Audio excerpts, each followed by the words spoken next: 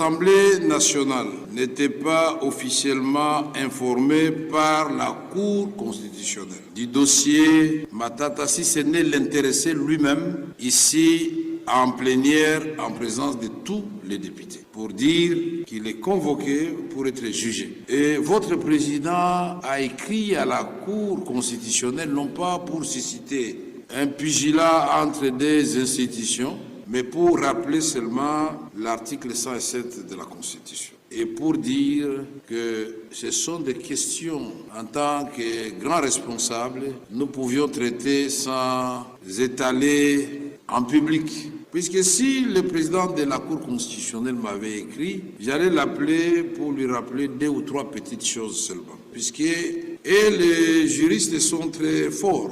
D'abord, j'allais lui poser la question en quelle qualité lui peut interpréter la loi. Il est président de la Cour constitutionnelle, mais n'est pas la Cour constitutionnelle. 2, nous avons des cas dans le passé. Le sénateur Salomon Escadela, n'est-ce pas? Mais on avait abandonné les charges contre Salomon Escadela quand il est devenu sénateur. Ils étaient embêtés, n'est-ce pas? Mais nous avons les cas de Matata lui-même. Mais c'est eux-mêmes, après avoir levé les immunités au Sénat, qui ont dit nous allons stopper la procédure de Matata. Je ne sais pas quoi, le Sénat avait donné son autorisation pour lui permettre de se présenter comme candidat président de la République et député national. Est-ce que Kamere était là? Mais alors, et s'il était élu président de la République? Je pose la question. Et s'il était élu président de la République, ils allaient faire quoi? Avant de poursuivre, je vais vous rappeler notre cas qui s'est passé en dehors de notre pays. Vous savez que plusieurs charges pesaient sur le candidat Donald Trump, n'est-ce pas, aux États-Unis, oui ou non? La juge, c'était une femme, si je me souviens, avait dit « Je suspends toutes les poursuites contre Donald Trump pour lui permettre de se présenter librement et sans aucune pression comme candidat président de la République. » Peut-être que la dame croyait que Trump allait échouer, mais il est passé président. Maintenant, c'est lui qui commence à arrêter les gens qui devaient l'arrêter, lui. Vous voulez que notre pays fonctionne comme ça, vraiment? Maintenant, l'honorable Matata a acquis de nouvelles immunités. Il n'est plus sénateur, il est député national.